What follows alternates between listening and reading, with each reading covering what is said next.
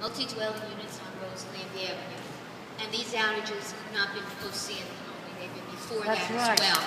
There have been many in the past 11 and 12 that these people have experienced, so to the extent that it's cost them, the associations, many dollars. Right now we're paying $30,000 for a generator because we can't have our pipes freeze in one of the complexes.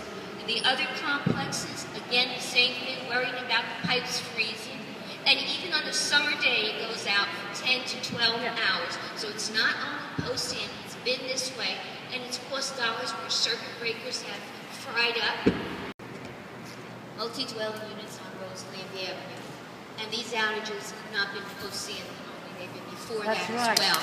There have been many in the past 11 and 12 that these people have experienced, so to the extent that it's cost them, the associations, many dollars. Right now we're paying $30,000 for a generator because we can't have our pipes freeze in one of the complexes.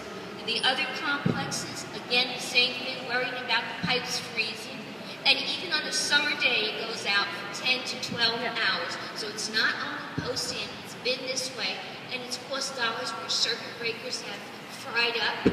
Sometimes later, sometimes 2 o'clock in the morning, with both Mayor Dassing and Mayor Abbott from Essex Gulls, talking about these outages, talking about what the causes were, and talking about what we could do to fix them. So what we have done since is that we asked our engineering department, and particularly the effort was led by Peter Honan and Bob Haglund. Peter is in our engineering department, and Bob is our forester.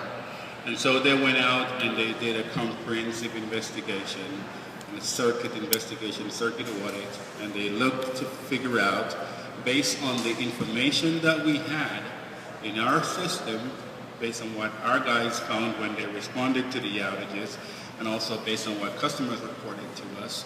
And then they combined that with a physical. Went out and addressed the circuit, looked at all the locations to see if there's any equipment after the hurricane that needed to be replaced or repaired. There were 11 locations which have been repaired. We also have what we call Maplewood Labs. What they do is they ride from circuit out and have infrared equipment that will pick up any cable or secondary, primary, transformer, or any other equipment that has any problem with it. It'll show up as a hotspot. When that shows up, we get that. The next thing that we did is we had our division forester go out.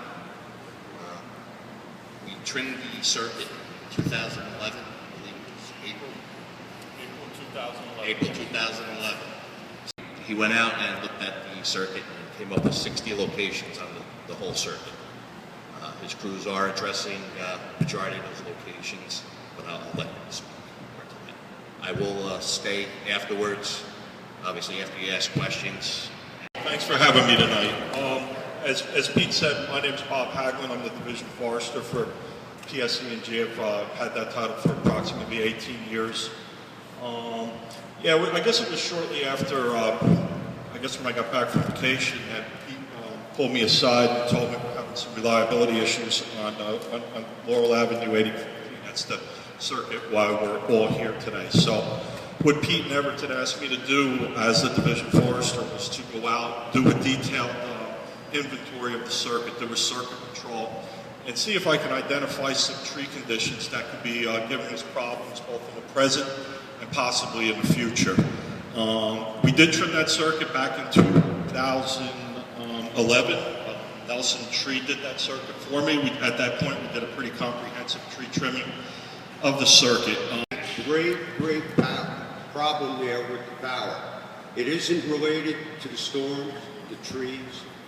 They're behind pillars. You have that facility, that switching station, whatever it is, and that acts like a giant fuse. And whenever you need power for some business or some municipal thing or whatever, you cut the power on us, so all these other sections, the Cedars, whatever, keep their power on. And it's not fair.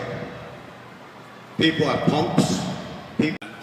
We put it up, we step it up to either 230,000 or 500,000 volts. We then route that to switching stations. Switching stations do not serve customers. Switching stations are exactly that. They're switches.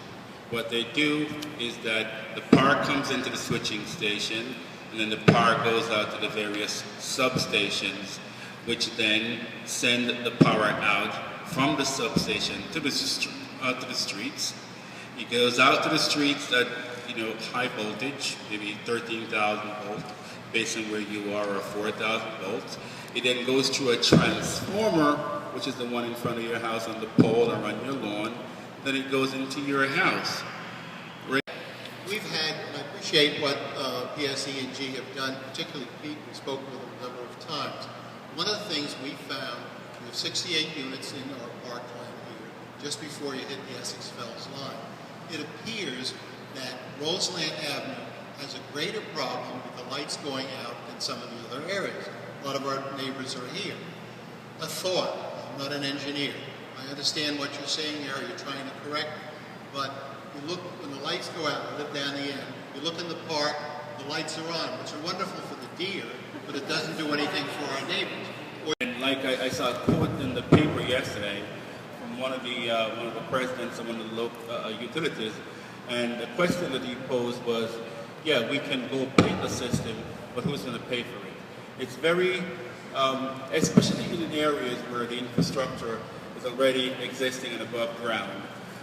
It's very expensive and sometimes even impractical to put the lines underground for various reasons, and not the least of which would be, the additional cost burden on homeowners who would have to then go and have to change their service entrance to accept underground versus overhead service. And that's the least of the problem, but I'm pointing that out because that's a responsibility of the individual homeowner. So, it's always an option, and it's always worth looking into.